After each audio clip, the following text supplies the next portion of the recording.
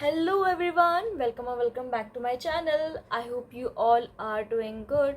वैसे सीबीएसई का रिज़ल्ट आ गया है तो गुड तो नहीं होगा फिलहाल मोस्ट ऑफ द बच्चों का, बट जब भी पूछ लेती हूँ I hope you all are doing good. तो सीबीएसई का रिज़ल्ट आ चुका है. मतलब मैंने लिटरली एक्सपेक्ट नहीं करा था कि सीबीएसई अचानक से बम फोड़ देगा.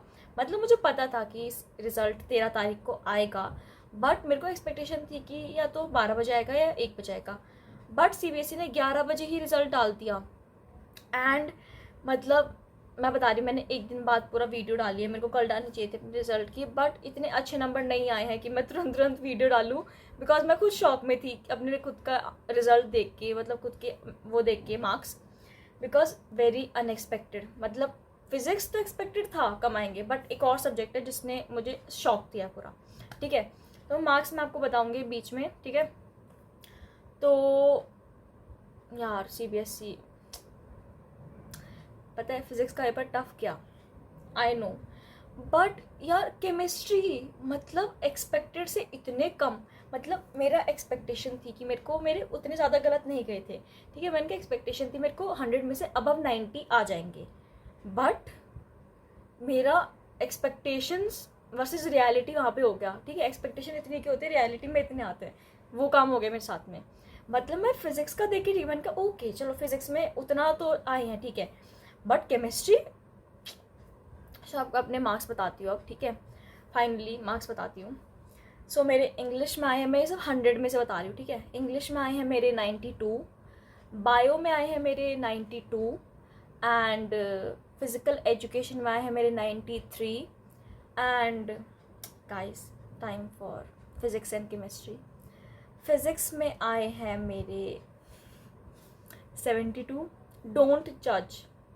फिज़िक्स में आए हैं मेरे 72 एंड केमिस्ट्री में आए हैं मेरे 76. The most unexpected result. मतलब मुझे उतना फिजिक्स का बुरा नहीं लग रहा था, मेरे केमिस्ट्री का बुरा लग रहा. आई डोंट नो, पता क्या ही चेकिंग हुई है, मेरे कितने ही गलत चले गए होंगे कि मेरे को 76 आए हैं. कितना मैं 85 तक मान सकती थी. 80, ये तो 70s की लाइन में. मतलब कैसे भाई, क्या क्या. मैंने अपनी परसेंटेज काउंट करी, मेरी परसेंटेज आती है 85. बिल्कुल भी अच्छी नहीं है. मेरे 10th में 90 आए थे. लाइक पूरा देख लो 5% का ड्रॉप आ गया. एंड मेरे को एक्सपेक्टेशन थी कि इस बार 90 तो नहीं आएंगे, बट 90 के ऊपर नीचे आ सकते हैं 1-2%. बट डायरेक्ट 5% नीचे ड्रॉप हुई भाई. मैं 5% पूरी मेरे को रोना आ रहा है लिटरली में. मतलब इतना क्यों अनएक्सपेक्टेड भाई. मेरे को इतना रोना आ रहा है ना, इतने गंदे मेरे पेपर गए नहीं थे जितना मेरे को रिजल्ट देख के. अब तो मेरे को नीट से बिल्कुल एक्सपेक्टेशन नहीं है. अब मेरा हो गया, मैं नीट का रिजल्ट तक चेक नहीं करूँगी. अपना देख लेना जैसे मेरे हालात गए हैं ना इसमें. एंड एक और, फिजिकल एजुकेशन वेरी ट्रॉमेटाइजिंग. मैंने फिजिकल एजुकेशन में काउंट किया था, मेरे समथिंग 96-95 आने चाहिए थे. 93 कहाँ और गलत हो गया. मैंने पूरा चेक करा था, कहाँ गलत गए बाकी पता नहीं. इंग्लिश 92, बायो में ओके 92, ठीक है बायो में मान सकती है. इंग्लिश भी 92, हद है भाई. मतलब इंग्लिश में मैंने फिर से राउंड ऑफ किया था 95. मतलब जितने मैंने एक्सपेक्ट किए थे ना सारे रिजल्ट, उससे मेरे को 3-4 मार्क्स कम मिले हैं. बट सबसे अनएक्सपेक्टेड केमिस्ट्री में मेरे को डायरेक्ट मैं 15-20 मार्क्स नीचे गई हूँ. मैं सोच रही हूँ कि मैं रीवैल्यूएशन के लिए दूँ. सिर्फ मैं सोच रही हूँ, मेरे को पक्का नहीं है. पहले अपना पूरा पेपर दोबारा खुद से मैं चेक करूँगी कि मैं क्या क्या आंसर लिख के आई थी दोबारा. एंड देन मैं देखूँगी क्या मैं रीवैल्यूएशन के लिए दूँ या नहीं दूँ. देखती हूँ. I am very disappointed with my marks, very much. And मेरे पेरेंट्स से बहुत डिसअपॉइंटेड है. मतलब मैं तो हूँ ठीक है, वो मेरे से ज़्यादा डिसअपॉइंटेड है क्योंकि उन्होंने भी 90 के अक्रॉस में सोच के रखा था कि अप्रॉक्स 90, चलो 90 नहीं तो 89 आ जाएंगे, 88, बस इतना ही. बट 85 भाई, मेरे को खुद को अपने रिजल्ट हजम नहीं हो रहा है बिल्कुल. मैं कैसे, क्या भाई, आई डोंट नो क्या हो गया. मुझे लगा था फिजिक्स का पेपर इन्होंने टफ दिया है तो ये लोग लीनियंट चेकिंग करेंगे. बट सीबीएसई भाई क्यों इस साल इतने अनएक्सपेक्टेड वो दे रहा है हमें, पता नहीं क्यों. मतलब इस साल फिजिक्स का पेपर भी पूरा टफ. केमिस्ट्री उन्होंने ठीक दिया, मैथ्स का पेपर उन्होंने लेंथी दिया. I am not a maths student, but जो मेरे दोस्त हैं मैथ्स के वो बता रहे थे. ठीक है, मतलब ये क्या है, उनको एक लेवल पेपर का नहीं आता. मुझे लगा था इस बार वो लीनियंट चेकिंग करेंगे. लाइक ऐसे एक पेपर लेंथी गया, एक पेपर ठीक था, एक बहुत टफ था फिजिक्स का. मुझे लगा था कि CBSE लीनियंट चेकिंग कर देगा, ठीक है, ग्रेस मार्किंग कर देगा, बट कहाँ गई वो लीनियंट चेकिंग, कहाँ गई पता नहीं। अगर लीनियंट चेकिंग होती मेरी केमिस्ट्री में पक्का इतने नहीं करते, and I literally don't know मेरे केमिस्ट्री में कहाँ गए, आई डोंट नो कहाँ गए मैं केमिस्ट्री में, पता नहीं भाई।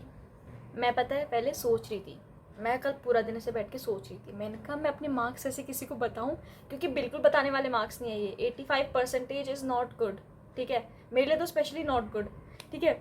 मैं सोच रही थी, मैंने कहा अपने परसेंटेज मार्क्स बताऊं नहीं बताऊं, बट मैंने सोचा यार आई हैव टू एक्सेप्ट, अब इन 85% का मैं कुछ नहीं कर सकती, अब 85 के 85 ही रहेंगे वो। सो मैंने कहा ओके मैम, मेरे को बताना ही चाहिए, इट इज़ नाइस।